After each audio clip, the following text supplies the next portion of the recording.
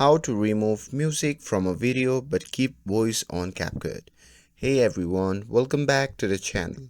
In today's video, I'll show you how you can remove a background music from a video using CapCut.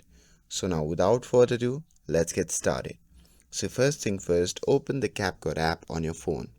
And once you have opened it, simply tap on the new project.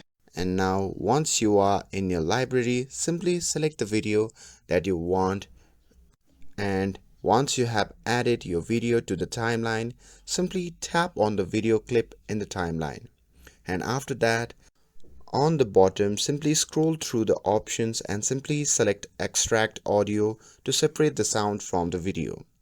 Now once the audio is extracted, simply tap on the audio clip and simply scroll through the options in the bottom again and tap on isolate voice.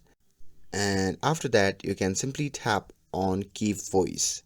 And with this, the CapCut will automatically remove the background music while keeping the voice clear. And that's it.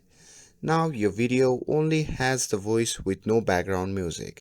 And that's it. With this, if you found this video helpful, then don't forget to like, share and subscribe to get updated for more videos. Thanks for watching, and I'll see you in the next video.